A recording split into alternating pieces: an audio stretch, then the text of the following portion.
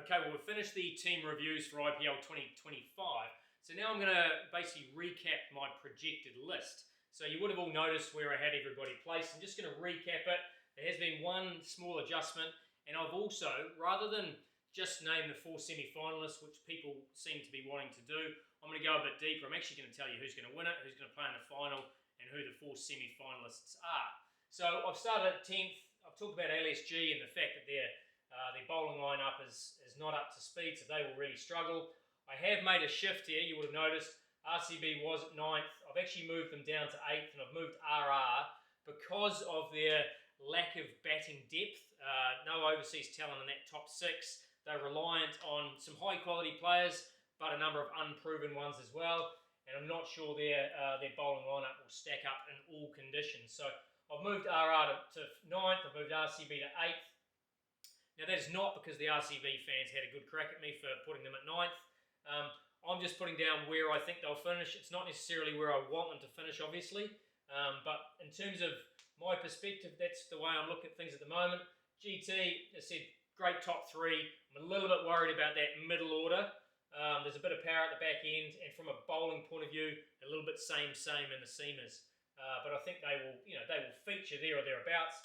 DC, I think, will be a threat for the top 6. I think they're stronger with KL in the middle order and Fuff and Jake Fraser-McGurk opening the batting. So I think they actually look really strong, bowling lineup-wise as well, well-balanced. Punjab are an exciting lineup. A lot of people have picked them to finish in the top 4. I think they will be there or thereabouts. They've just got to make sure they don't get in their own way come semi-final time. Then into the playoffs, CSK I think will sneak into the playoffs.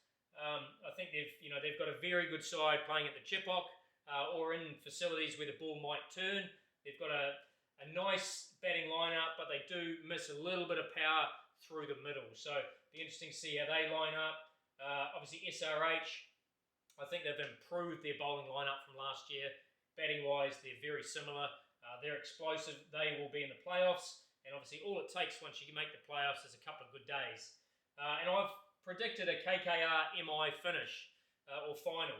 And I think KKR with their strength of bowling, I think Mumbai will have Bumrah back by the second half of the season, if not before. If they do, they have a tremendous 6th bowling lineup. And obviously that domestic core is exceptional. So that's the way I predict it. I know that not many people will have the same. I'm sure you'll all have a different view. Some of you will disagree. What I'd like you to do, though, is if you do have a different view, make sure you just take a little screenshot of that. Screenshot your own with the same sort of time as now, and then we can compare it at the end of the round robin. Not so keen to get all feedback throughout, because basically what will happen is I know some sides will come out of the gates quick and they will struggle towards the back end and vice versa. So sure, keep an eye on it, but at the end of the round robin, if you've got some feedback for me, then I'm happy to receive it at that time. Now the second part of my IPL 2025 season predictions, orange cap, purple cap, and the emerging player. Now, obviously individual awards. Now from a batting point of view, there are your usual suspects. Abhishek Sharma, look, if he gets on a bit of a heater, he can score runs quickly and he can score a high volume. We've seen obviously even international hundreds, high quality player. Josh Butley has been there or thereabouts. He will enjoy a change of perspective. He'll enjoy opening the batting with Shubman Gill, and he'll enjoy batting at Ahmedabad, where he's been successful in the past. Ruturaj, just getting better and better. Can't quite sneak into that Indian side, but high quality opener. Virat Kohli, obviously last season's orange cap holder.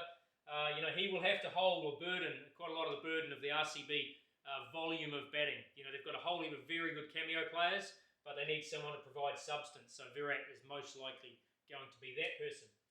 A lot of people are picking Yashasvi Jaiswal. Obviously a tremendous player. We know that if he gets in, he gets big scores. So he will be, him and Sanju Samson will be holding that RR top order together, and it's a pretty exciting opening combination. Shubman Gill, once again, will be very close to the orange cap holder. Just a tremendous technique, wonderful ball striker. Never looks like he's ever over hitting the ball. Rohit Sharma, I think, will arrive at this IPL without any burden. Last year there was the burden or the issues around the captaincy. He's gone on to, he's now got 2 world titles for India. the T20 World Cup, now the Champions Trophy. Just been on holiday. I'm expecting him to turn up nice and refreshed. And he actually looked in very nice touch towards the end of the Champions Trophy as well. Travis Head, look, I think he's one of those that will either be hot or cold. If he's hot and he has 2 or 3 weeks where he's batting well, he could get a big lead in that orange cap. So look out for him. And don't forget the old timer and the experienced head in Faf du Plessis. He just keeps fronting up. Scored over 1,000 runs the last 3 years in domestic T20 tournaments around the world or franchises. And he's been very much near the top of the orange cap on numerous occasions. So of those there are some favourites. But I'm actually going to pick this guy here, Rohit Sharma. And I talked about why. I think he will arrive fresh. I think he'll arrive invigorated after the success of the Champions Trophy. I also believe he's in good touch. If he plays with a level of freedom, he's capable of scoring hundreds. And we just have not seen the best of Rohit Sharma in the IPL for a few years. We've seen quite a few cameos, but I think this is the year where he goes, hey, don't forget about me. Don't worry about my age. I'm still going to be very much part of India's plans in the future. So, unexpected, probably not highly rated by many pundits around the world, but keep an eye on Rohit Sharma. Purple cap, you've got Jasprit Bumrah. I think if he was to play the whole IPL, he would be the top of my list, but I think there is a chance that he will miss some. Hopefully just a small amount from the Mumbai Indians perspective. Yuzvendra Chahal, will be there or thereabouts. He's getting better. He's also got a bit of a point to prove, having been left out of numerous squads for India in recent times.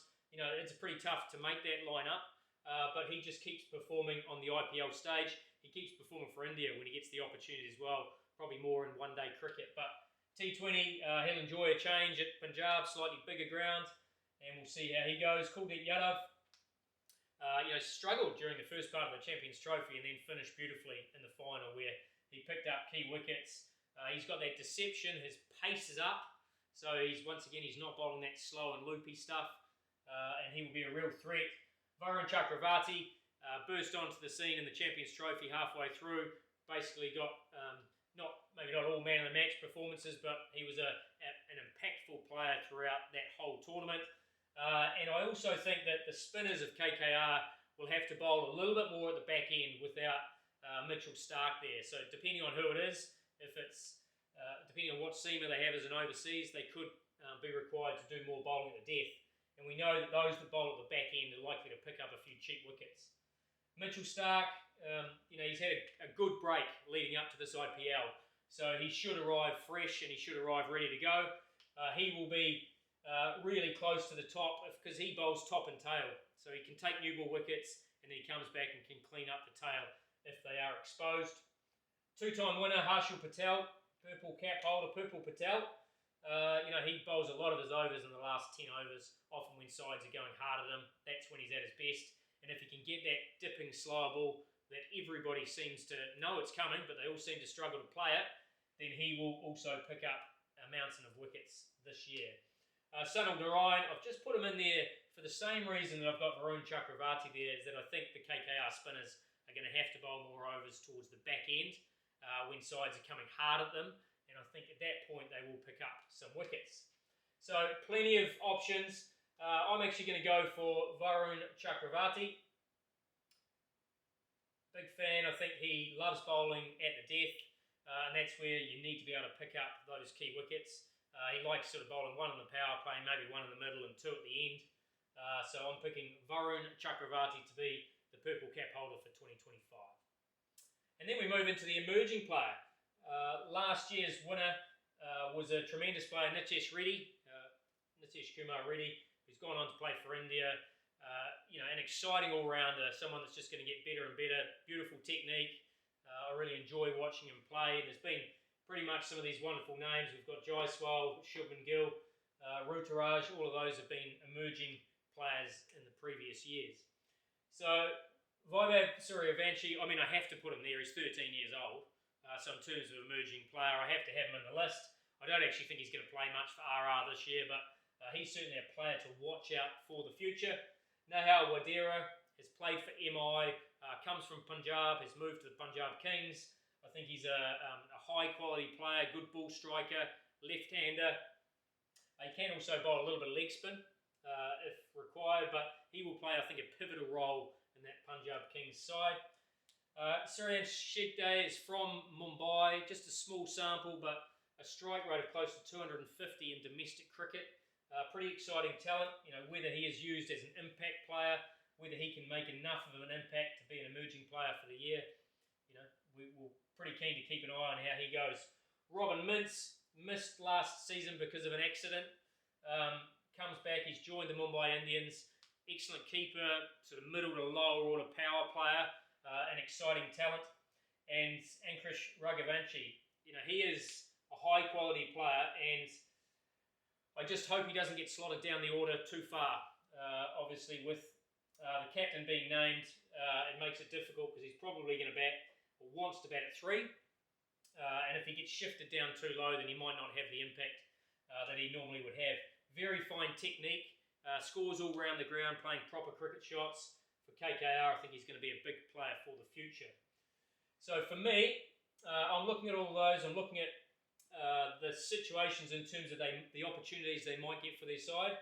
And I'm actually going to put down Nehal Wadera, because I think that left-handed power player for Punjab is going to be critical. He's playing on his home ground, or that's his home grounds in Punjab. So I'm expecting a big year for Nehal.